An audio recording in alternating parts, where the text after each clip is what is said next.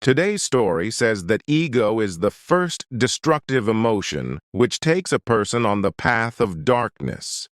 This prevents the person from seeing his own shortcomings and gives him the false belief that he is superior to others. An arrogant person always claims to be better than others, and he never accepts his mistakes. This ego makes a person ignore the advice and criticism of others. He is unwilling to listen to the opinions of others, and he always wants to do things his own way, which deprives him of opportunities to learn and improve. Ego makes a person lonely because no one likes to be around an egoistic person. Ego leads a person to the wrong path and pushes him towards destruction. There are many forms of ego. This can manifest as pride, arrogance, and a sense of superiority. Ego creates many problems in a person's life. It spoils his relationships and prevents him from being successful. An egoistic person often hurts others, and he himself remains unhappy.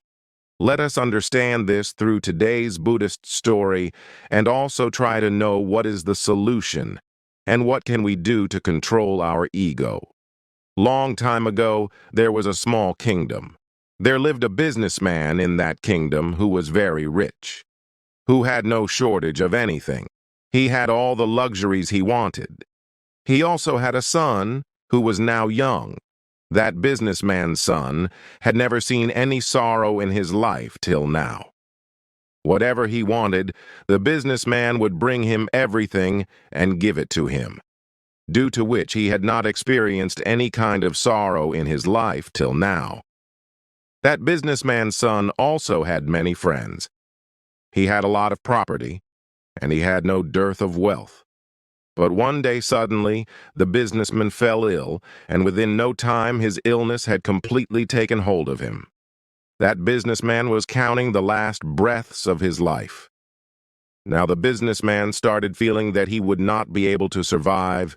His last time had come. That is why he called his son to him and said to him, "Son, till date you have seen only happiness. Whatever you wanted, I have given you everything. Hence you have not experienced sorrow till date. You don't even know what sorrow is, and I am worried that when the clouds of sorrow start hovering over you, you will not be able to bear it. That is why I have called you here today. I just want to tell you at the last moment that you be careful. After my death, your own people will become the cause of your sorrows." Having said this, the businessman died. That businessman's son was very sad on his father's death. He was crying, and then one of his friends came to him, and while explaining to him, he said, "Friend, why are you crying? Your father is dead, but you still have all this wealth. All this wealth is yours. Now you can even enjoy those things which you could not enjoy when your father was there." He was very happy to hear this from his friend, and he too had realized that he had more property, money, and wealth, with the help of which he can live his life happily. But due to this wealth, he had now become a victim of bad habits. He had developed the habit of taking all kinds of drugs. He would go wherever he felt like. Whenever he felt like it, he would invite anyone to his house, be it day or night, and he would buy whatever he felt like because he had property. Moreover, his father's entire business was now in his hands, and now he was very happy. He was living his life as per his wish. One day, a thought came to his mind that his father had unnecessarily scared me that people would take advantage of me, would become my enemies, would become the cause of my sorrows. But now I am living more happily. My happy days have now come. Now I am able to do everything which I could not do till now. Thinking about all this, there was no limit to his happiness. He was very happy. Then one day, a very big hospital was being constructed in that state. And at the time of construction of this hospital, an announcement was made that whoever would donate the most for this hospital, his name would be written in golden letters on a stone of that hospital. We'll go." When his friend heard this, he came running to him and told him the whole thing. Then that businessman's son decided that he would give the biggest donation to the hospital, and he did so. And it was also decided that his name would be written in golden letters on a stone of that hospital.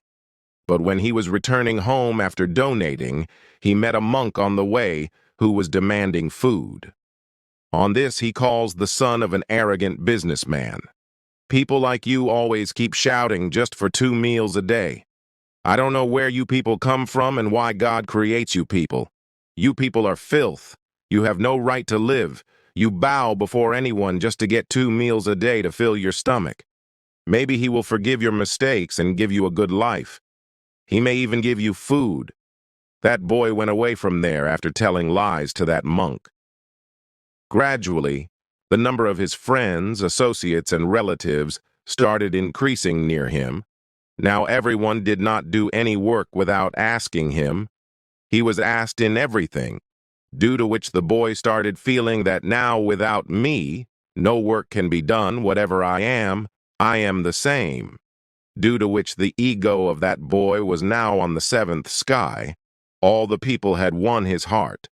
All the people had become his confidant.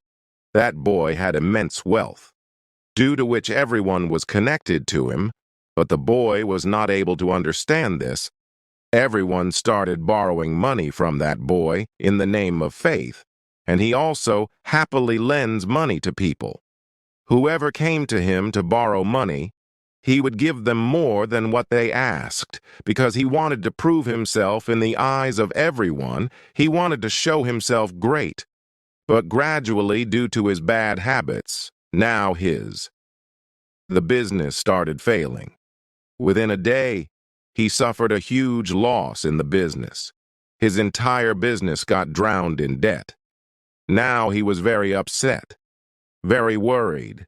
He was not able to understand what was happening. What happened to all this? Some time ago, I had immense wealth, and today I have a huge debt, which I will have to repay. Then he remembered the money lent by him, which he had given to his friends and associates. To his relatives, he started asking everyone to return the loan given to him, but no one returned the loan given to him. Rather, people cursed him and chased him away from there. He went to everyone one by one, but no one helped him. Within no time, everything he had was sold. Now he had nothing. He was on the road. Then he started thinking that during my happy days, I did not realize that I was surrounded by my enemies. My father was right when he said that my own people would be the cause of my sorrows. Thank you, Father. But I could not understand what you said, and look what happened today. He kept wandering here and there the whole day, wondering what would happen next, how he would eat, where he would stay, and how he would sleep. He was being haunted by the memory of his father. He was crying, remembering him. Tears were flowing from his eyes, but now it was too late, and now slowly he was feeling hungry too. Then he thought that I am the same person. I walk to the hospital where my name is written in golden letters on a stone. I will go there and ask for some help. He reached there and said to the owner, "You recognized me. I am the one who has given the biggest donation to this hospital, and my name is written in golden letters on the stone of this hospital. However, at present, my condition is somewhat bad, and I do not even have anything to eat. Can you give me some food? I am hungry. I am very hungry. My own people have betrayed me. Can you give me some food?" Then the owner says, "Food is given to the beggars outside this hospital. Do not go inside the hospital and go and sit outside. And as far as your name is concerned, the name of a beggar is not written in golden letters on the stone of the hospital." The owner immediately got that boy's name removed from the stone of the hospital, and then announced once again that the name of the person who makes the biggest donation to the hospital will be written in golden letters on the stone of this hospital. The boy was very surprised to see all this. He was crying in his heart and thinking how painful life is. Life is very short. Now I have come to know that even the name written on the stone can be erased, and if the name written on the stone can be erased, then what is the value of this life? This life can also end at any time. That boy was very hungry. He went outside the hospital and sat in a corner. People kept coming and donating something or the other to the beggar, but the boy did not have the courage to beg, nor did he want to sit among those beggars. Soon it was time from noon to night, but till now he had not got anything, but his hunger was increasing, and he was very hungry. For the first time he had come to know about his hunger, about this fire in his stomach, and because of this hunger he had become so troubled that he decided that he would steal something from the hospital and eat it to fill his stomach. As soon as he gets up from there, the sages come there, which the boy had told very harshly. That monk comes to that boy and says, "Son, we have met before also." That monk was returning from alms. He gave him some food and said, "Take this and eat. You must be very hungry, I know you. I understand that the situation forces you to bow down, but you do not want to bow down in front of the people. But if you do not bow down in front of the people, then you will not even get food. Today, I have given you food which will satisfy your hunger. But this hunger will be felt every day. This fire in the stomach never goes away." On this, the boy tells the sage that when I had money, wealth, and property, there used to be a queue of my friends, colleagues, and relatives behind me. Everyone was my well-wisher. But all that changed as soon as sorrow came upon me. They all have now become my enemies. But you, to whom I had told so many lies, has become my ally in my sorrow. You are my first friend in this sorrow, my first relative who has taken pity on me. I used to consider myself very big. But see, where has this time taken me? Today I have understood very well that there is no greater friend than money. Having said this, the boy had his meal and enjoyed the pleasure of food for the first time. His hands were trembling. He wanted to finish that food as soon as possible, chew it as quickly as possible, and tears were flowing from his eyes. He felt as if he had never eaten such delicious food before. The experience he got while eating food was something he had never experienced before. Then he says to the sage, "What kind of happiness is this? Even in this sorrow, I am able to experience the satisfaction of this food." That's why he is called a saint. Where there is satisfaction, there is happiness. But cautious satisfaction is also very dangerous. When satisfaction rises above our needs, our desires, then it also makes us see sorrow. If you had got the food you are eating today, you would not have even touched it. But today you are getting satisfaction by eating this food. But be careful. If you keep getting such food every day, then you will start wishing for better food. And to satisfy this wish, sadness will arise in your mind. And when you satisfy this wish of your mind, you will also feel happiness. You will get it, but this happiness will come and go. And when the same kind of food will always come and go in your life, you will start moving towards some other wish, some other desire. Then you will want to fulfill some other desire.